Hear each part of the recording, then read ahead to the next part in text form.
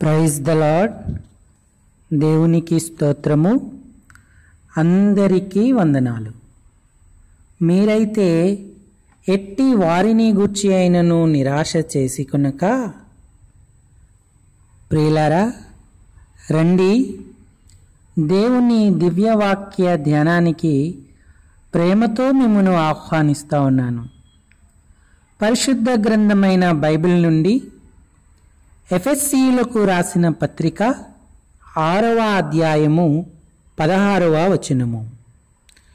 ఇవన్నీయుగాక విశ్వాసమును డాలు పట్టుకొనుడి, దానితో మీరు దుష్టుని అగ్నిబాణములన్నింటినీ ఆర్పుటకు శక్తిమంతులౌదురు. నిరాశ సాతాను యొక్క అగ్నిబాణము.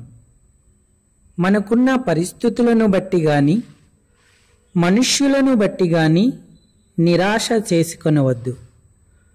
నీ సేవా పరిచర్యలో, విశ్వాస యాత్రా జీవితములో కృంగిపోయి నీరసిల్లావా?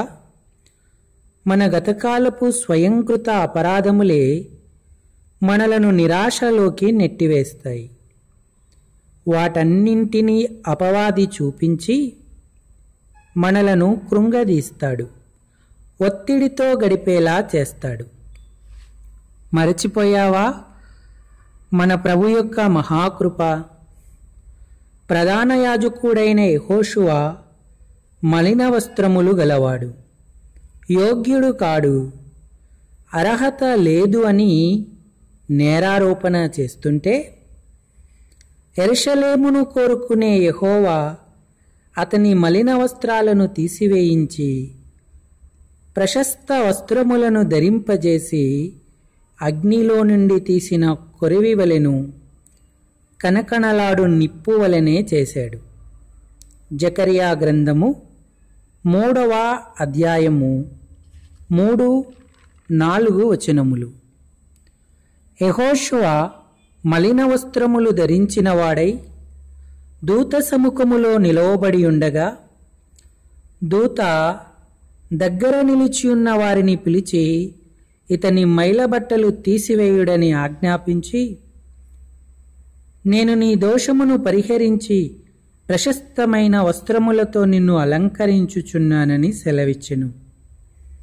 సేవలో, పరిచర్యలో, క్రైస్తవ ఆత్మీయ జీవితములో మన యోగ్యత ప్రభు యొక్క మహాకృపయే. నా కృప నీకు చాలును అన్న ప్రభు యొక్క మాటను మనస్కరించు, నీవు యోగ్యుడవవుతావు.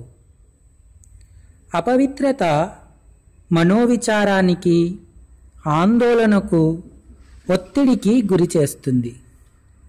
పరిశుద్ధ జీవితమే పరమానందమని తెలుసా? తిమోతికి రాసిన 2వ పత్రిక 2వ అధ్యాయము 21వ వచనము. ఎవడైనను వీటిలో చేరక తన్ను తాను పవిత్రపరుచుకొనిన ఎడల వాడు పరిశుద్ధపరచబడి యజమానుడు వాడుకొనుటకు అర్హమై ప్రతి సత్కార్యమునకు సిద్ధపరచబడి ఘనత నిమిత్తమైన పాత్ర అయి ఉండును.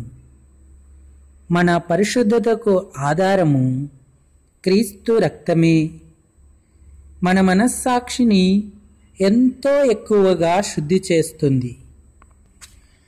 దైవజనుడైన మార్టిన్ లూథర్ గారి జీవితములో జరిగిన ఒక సంఘటన తరచుగా చెప్పబడుతున్న వాటిలో ఒకటి.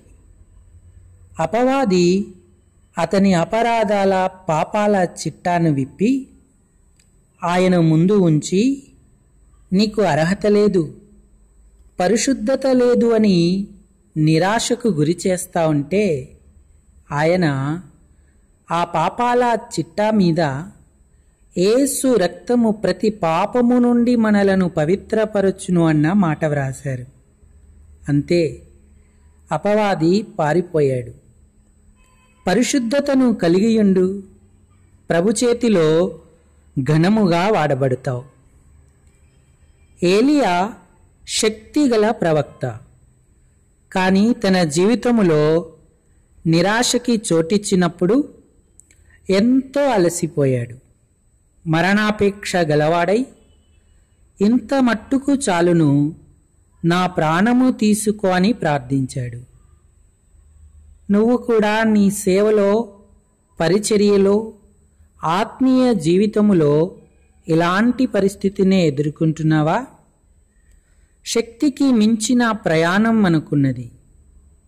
ఏలియాకు శక్తినిచ్చి ముందున్న పని కొరకు దేవుడు ఆయనను బలపరిచాడు. మన శక్తి మన ప్రభువే, ఆయన సిలువే. కొరింథీయులకు రాసిన మొదటి పత్రిక 2వ అధ్యాయము 5వ వచనము.